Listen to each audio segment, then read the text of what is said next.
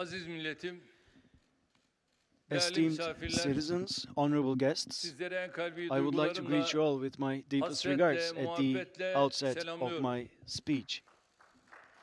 Bugün Today, İstanbul'umuzun we are convened for dünya a very markası special vasfını bir adım occasion daha ileriye to taşıyacak celebrate yet another yeni bir completion eserin phase for açılış the töreni apple of our eye, vesilesiyle namely bir aradayız. the new Istanbul Hizmete girdiği Airport, tarihten the beri third runway. ülkemizin Since gururu it was haline operationalized, gelen Istanbul İstanbul Airport has Havalimanımız given us nothing but bugün pride.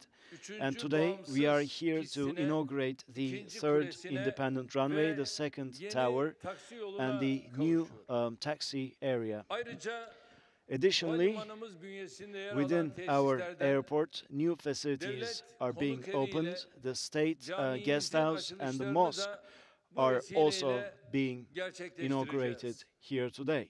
Her üç eserinde These şehrimize, three components ülkemize, will hopefully be milletimize auspicious for our hayırlı nation, olmasını for our diliyorum. country, and for our city. Bu eserlerin These ülkemize important kazandırılmasında projects emeği geçen were all made possible bakanlığımızı, thanks to the efforts of our ministry, kurumlarımızı, many different public havalimanının authorities, işletmecilerini, as well as the operators of this mühendisinden airport, işçisine engineers, herkesi tebrik mechanics, ediyorum. everyone who contributed to Ve this success başta deserves a word of zamanın thanks, and o also dönem the yine then Ulaştırma Bakanı olan Minister of Sayın Transportation, Binali Yıldırım Mr. Bey, Binali daha sonra Yıldırım, Cahit Bey, and then şu anda da Cahit Akil Bey, Bey and olmak right now üzere Akil Bey, bu all our süreci ministers for managing this process so well in tandem with us. We continue to maintain this process. From the construction to the capacity, this is a landmark on a global scale, this airport, this Istanbul Airport, and this airport is one of the emblems of Turkey's goals for the centenary of the Republic. The official opening took place on the 28th of October 2018, but 14 months ago, on 6th of April 2019, this airport was fully operationalized.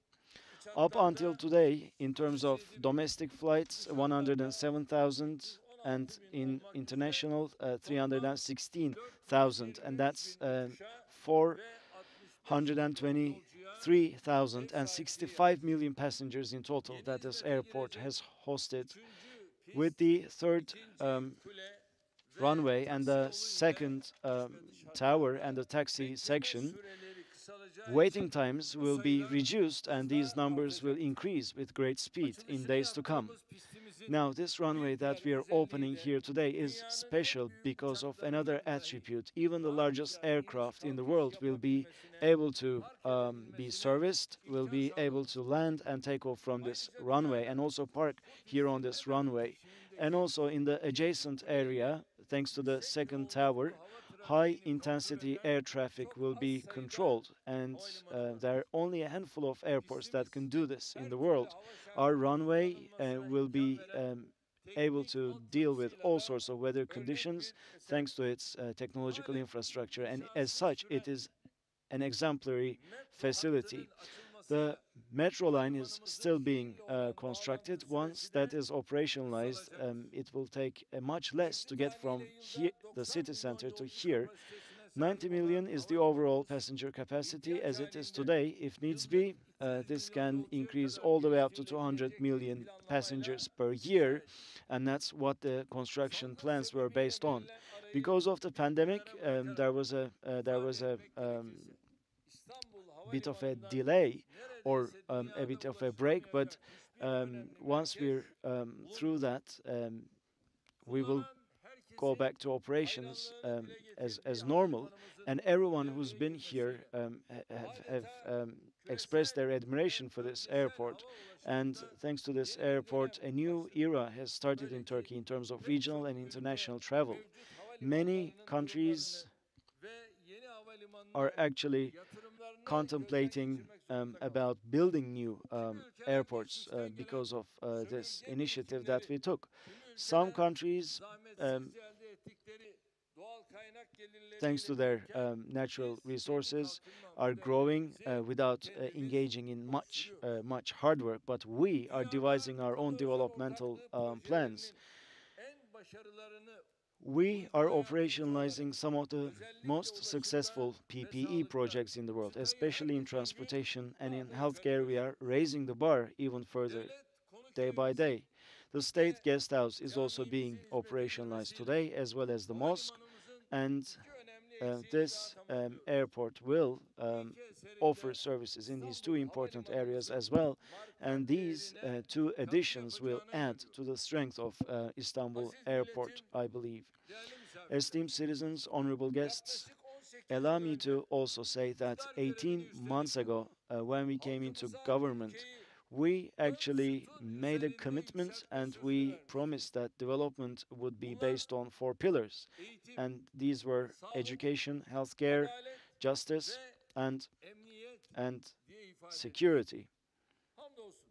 And thankfully, when we look back from today, we realize that we built a lot on these four pillars, from energy to agriculture, from trade to industry, production, transportation. We have added many more pillars, and we take great pride in the fact that we have fulfilled our promise. Only in transportation, we have made great progress, and these accomplishments make us very proud indeed. Now that we are at the airport, let us start with aviation. Let us focus on the steps that we take here, and let's refresh our memories what we have accomplished over the last 2 decades, because we as people tend to forget no matter what we do. So let us refresh our memories. In 2002, the total number of aviation passengers was less than 34 million. Last year, this was 209 million in total. Number of airports was 26, and right now it stands at 56. And currently, there are certain airports in Yozgat, Rizartvin, Bayburt, Gümüşhane that are in construction, and this number will increase even further in years to come. And the passenger capacity of our terminals increased from 60 million to 318 million over the course of these 18 years. 303 ton was the air cargo that we used to carry. Now it stands at 2,2500 tons. There were 60 destinations back in 2002, and now this is around 350 as of today. Now, the turnover of the industry from $3 billion has increased to 165 billion US dollars. And of course, these pertain to aviation only, in aviation transportation, but in roads, in terms of roads, we have increased our infrastructure. From 6,000, we have increased it to 21,000. So we're talking about more than 27,000 kilometers as of today.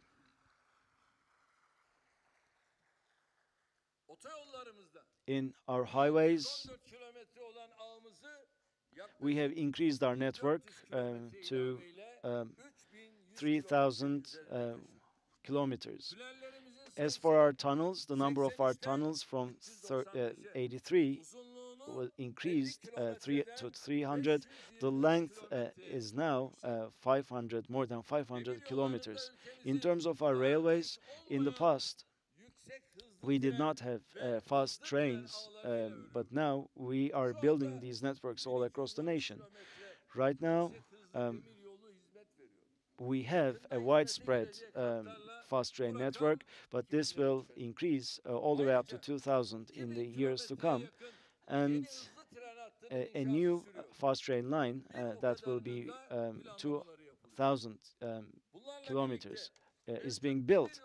And also our current railway network, actually the entire network, 11,600 kilometers have been revamped.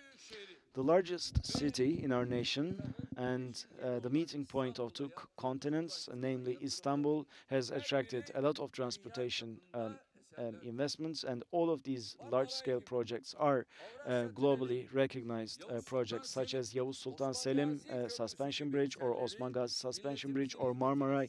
These great projects have been operationalized, and we have added to the strength of this ancient city, and we have made sure that transportation is facilitated here.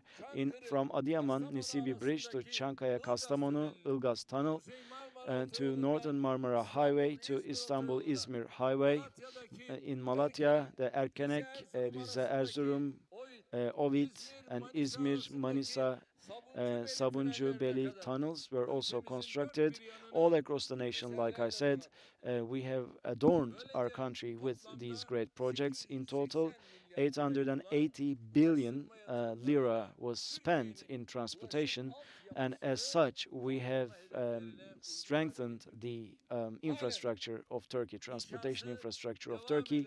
Currently, many construction projects are underway, many highways, many bridges, many tunnels are being built as we speak, from Istanbul to Ankara, from Izmir to Antalya, from Konya to Erzurum.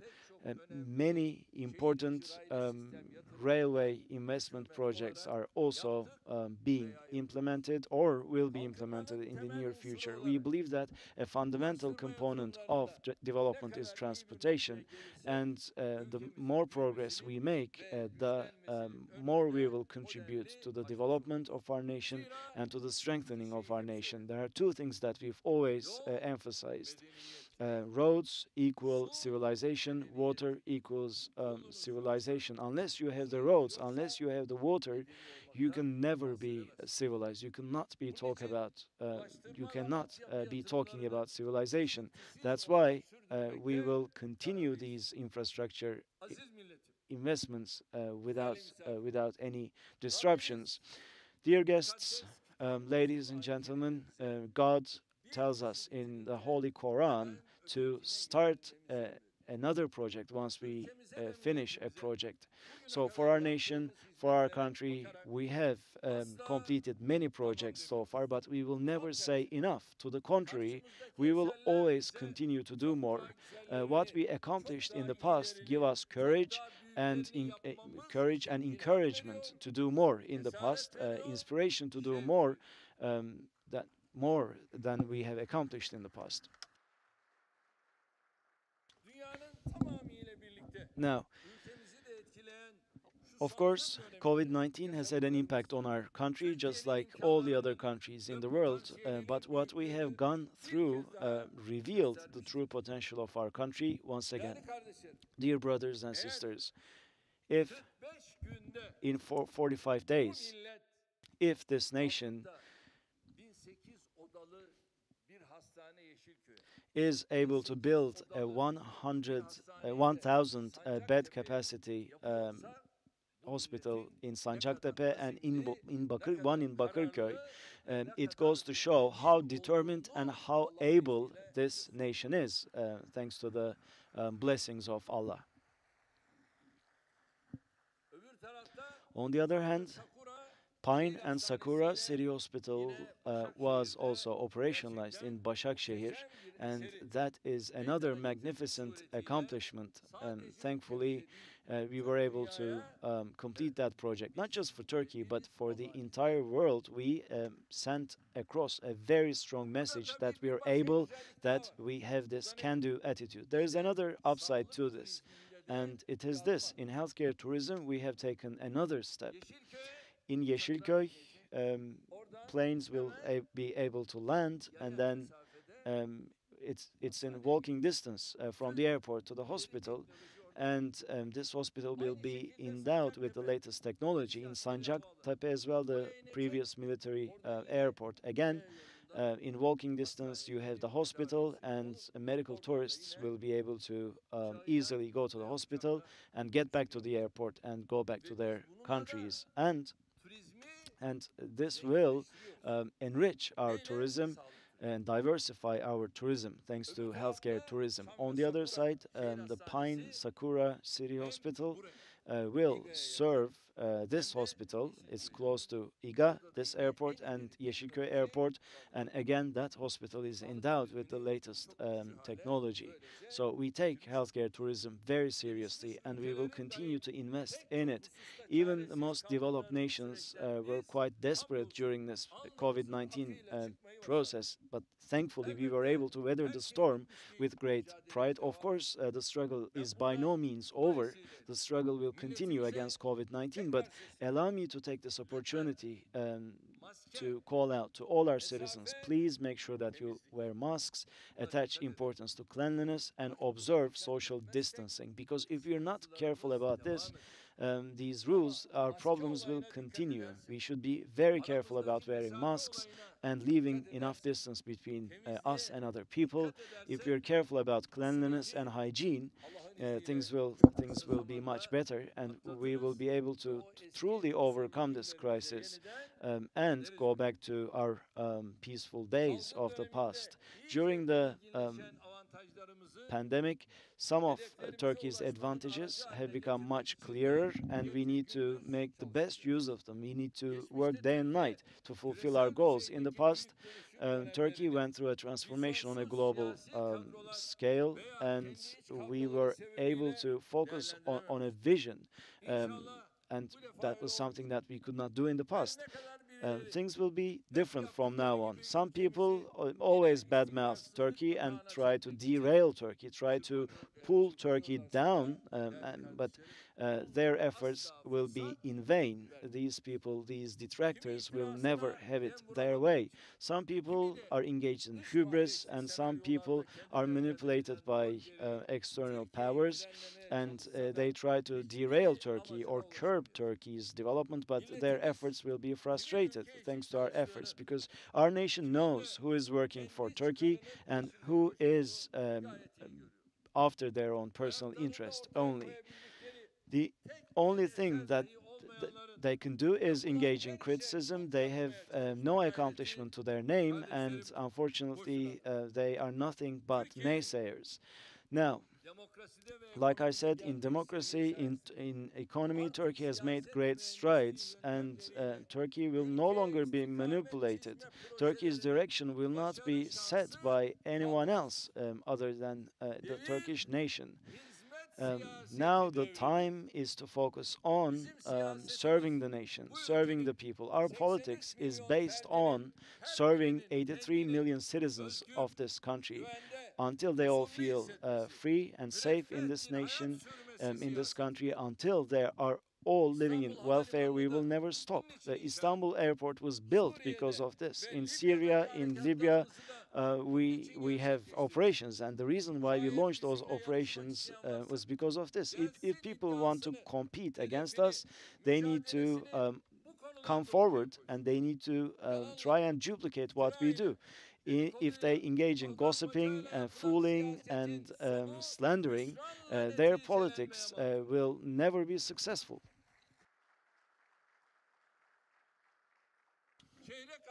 Now, for quarter, well, the reflexes of Turkey 25 years ago and 50 years ago are gone. The world has changed. Turkey has changed.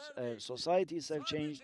People have changed. In Turkey, there's a handful of political manipulators, and they're the only ones that have not changed.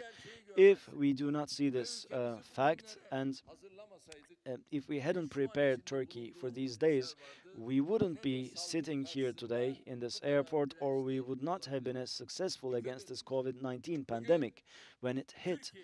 Now, Turkey, what makes Turkey strong around the world was actually achieved as a result of long battles and a lot of hard work. Dear brothers and sisters, struggle is not always bad necessarily. The great poet who passed away 33 years ago, Cemil Meriç, the great master, the great poet, said, thinking is fighting. For your generation, for your nation, for your civilization, you have to fight. So in this fight, in this great fight, not taking sides is not acceptable.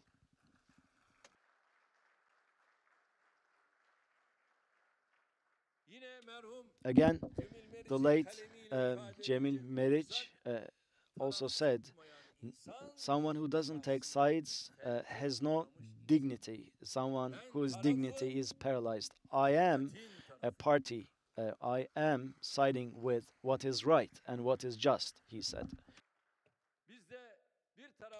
So, on the one hand, there are people who produce things. On the other hand, there are those who disrupt, and we are faced with this dilemma. That's why our nation, for the last 18 years, has sided with us. If one day, if there are those who will work better than us, and if the nation votes them into power, then that would only be a source of pride and pleasure for us. Until that day comes, for our nation, for our country, we will continue to work day and night, and we will struggle to help Turkey progress even further. Some people still resort to the old ways of making politics, and our answer is actually expressed really well with the late poet. I'm not angry with you, he said. This is who you are, and I should have known. Yes, everyone's true colors will be revealed, and we will continue on our path. May God help us in this endeavor. With these sentiments, I greet you all with my deepest regards and hope that this third runway of Istanbul Airport and the second tower of Istanbul Airport, as well as the guest house and mosque, are all auspicious for our nation. These accomplishments give us great pride, and I take this opportunity to extend my gratefulness to everyone who made this possible. Once again, I greet you all with my deepest regards, and thank you for your attention. Thank you very much indeed.